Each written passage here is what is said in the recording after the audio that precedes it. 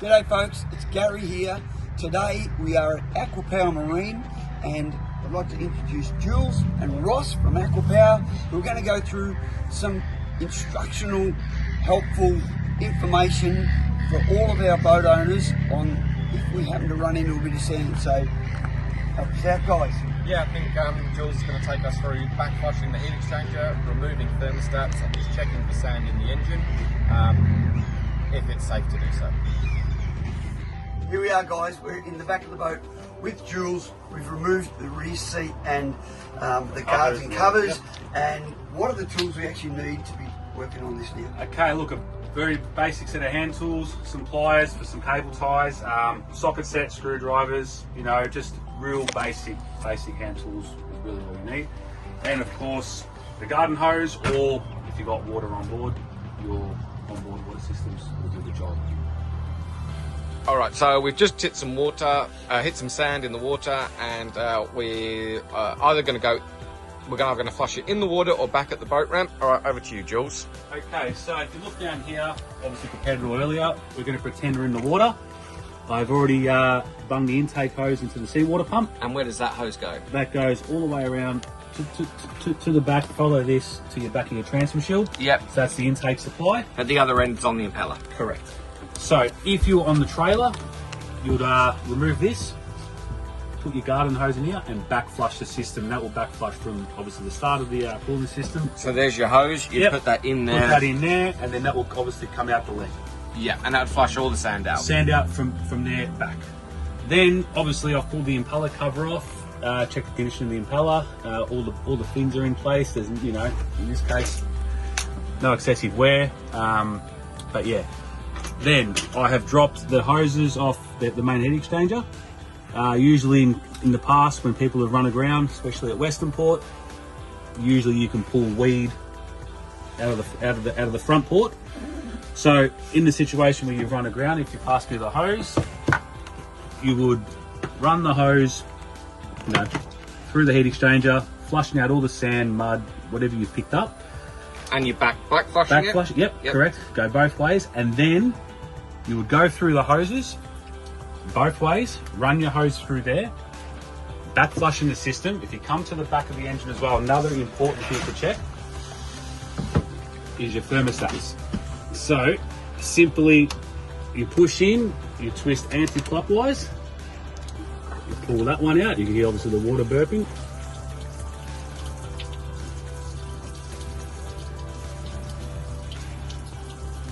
Just try not to drop it. That's your thermostat there. Obviously you'll see sand, weed, you know, whatever you've picked up at the time. Run your finger in there, and then of course as you're back flushing, just have a feel in there, and you obviously would see, you know, until the water comes clear. So we might do that on the bench with one we've got out, just to show a bit clearer. Yeah, that would obviously be a good idea. Yeah, obviously they're your main checks, especially after overheat. Check your coolant level as well, because what can happen too, the coolant can boil and come out of the overflow. Okay, so we've got the hose now, which could be any water, raw water or fresh, and you're going to show us how to flush it, Jules. Okay, so real quick, I've dropped the intake hose off the water pump.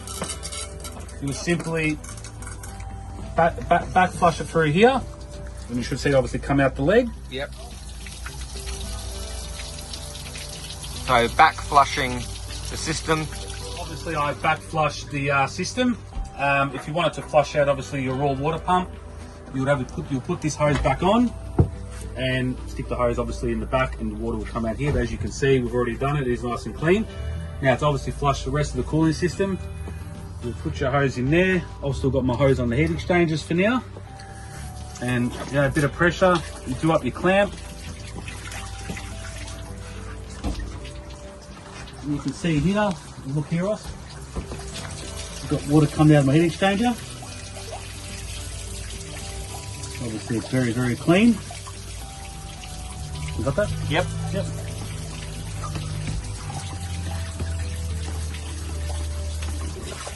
And as you can see, that's the intake hose. So the water's very, very clean. So I'll put that back on so we can keep flushing.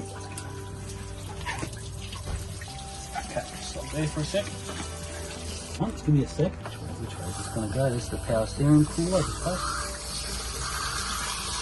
So as you can see, this is going to back flush the impeller. We're going via the power steering cooler. We'll stick that back on here. So we'll get all the sand, debris, mud, whatever you've got in there through your impeller housing. And then this way,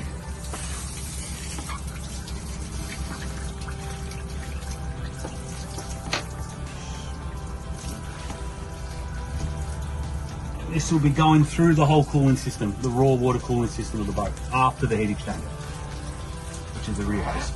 So it's all clean. Yep.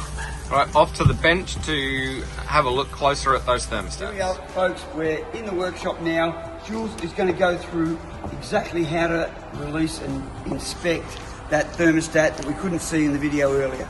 So how do we do this, Jules? Okay, so as Garry explained earlier, this sits on your engine like that. You've got one on both sides of the engine, port side manifold, starboard side manifold. It's simply, as you can see, it's locked. Drop it right, turn it back a bit, push down, anti-clockwise, be very gentle, so the spring doesn't fly out. You've got your cover with your O-ring, every spring. Now, obviously, when you pull it apart, you'll look in there, you'll see sand, mud, weed. This one here is obviously one we had on the bench that's very clean. Very common to block up, especially after running aground. Simply pull it apart, run your hose through it, run your finger, inspect, make sure the O-rings are not cracked, and simply put it back together.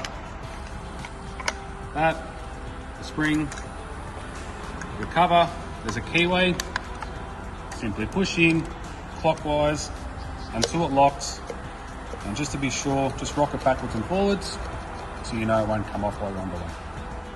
Fantastic, Jules. And that's something that boat owners on a cruise, we could do this inspection. Yeah, even at home, just, home. you know, if you're doing your pre-start checks at home before you're going, it doesn't hurt every now and then. Look, saves you guys money, saves us coming out. And if we have a problem, we bring the boat back here to Aqua Power to get looked at and any parts replaced. But this is something we could easily do, and this is the place where the sand will gather the most and the quickest. Also, obviously, because it's got very, very small water jets, small holes, they do block up very easy, as you can see the size of the hose. You know, the salt build-up, combination of sand, mud, weed, very common. You know, 9 times out of 10 we go to an overheat. This is usually blocked up. Well, there's a simple instructional video on how to clean out sand from your thermostat, heat exchanger, water pump, and I'd just like to say a very, very big thank you to Jules, thank you very much, and to Ross from Aqua Power. Thank you guys. Is there any other wrap up we need on what we should do when we're on a cruise and bring the boats back in to see you guys when we're finished? Yep, that's it. Give us a call if you have any problems. Beautiful. Thank you very much. Thank you very much. Beautiful.